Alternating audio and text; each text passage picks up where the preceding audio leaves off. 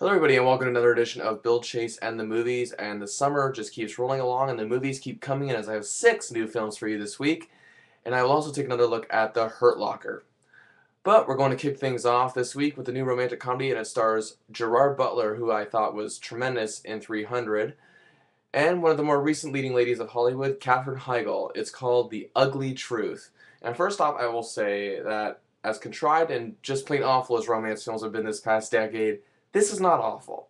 Butler and Heigel have a wonderful chemistry here, much to my surprise. However, much to my chagrin, there were just too many spots in this film that just completely killed it for me, and I just couldn't get over it. Heigel is really well cast, however, as Abby, who produces a fledgling news show in Sacramento. So in order to turn things around, they have Mike Chadway, a local boy whose views on women and relationships are about as shallow as the idiot friend from Good Luck Chuck, but better delivered with smarter dialogue and a little more substance and insight. So of course Abby likes this guy, not Mike right away anyway, and of course she hates Mike. Now, gee, where have I seen this setup before? Well, I if I list off all the movies I've seen this in, then it'll even take longer than my review is going to be. So for now, I will refrain. Mike, of course, tells her that everything she's doing is wrong. So, what does he do? He tries to help her. There are a few scenes with some clever setups, but really, some of them just lack the payoff. Now, the king of reluctant romance movies was When Harry Met Sally, starring Billy Crystal and Meg Ryan from 20 some odd years ago. And of course, that unforgettable and unexpected restaurant scene, that movie's predictability was greatly overshadowed by its premise and cleverness of the dialogue, sorry, I may have said that too fast, and the performances by the two leads.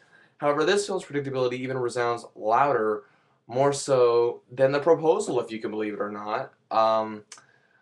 Now, again, when I talk about a film like The Proposal, I pretty much knew the ending once I saw the trailer for the film earlier this year.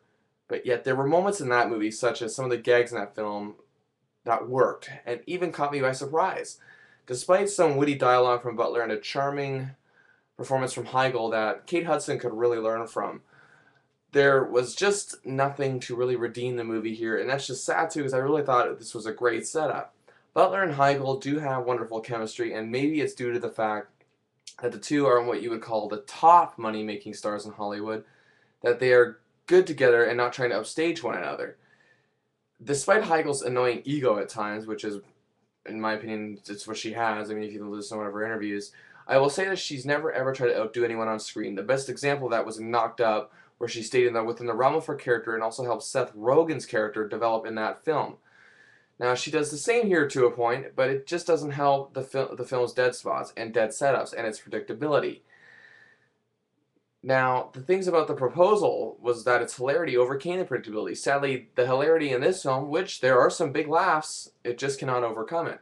Another difference from The Proposal is that I thought the supporting work was just dead in the water here and pretty much written from the chick flick supporting crew handbook. The only difference is in some romance movies, usually the supporting crew saves it from dying due to the lack of chemistry from the stars. That's quite the opposite here. I really liked both Heigel and Butler. I think Heigel is a much better actress than Kate Hudson in these type of films and could easily develop a charm that made Julia Roberts a star. I'd like to see what the future holds for Butler, as he was really good here. It's a different type of film for him, at least that I've seen him in, and I enjoyed some of the wit that his character possessed.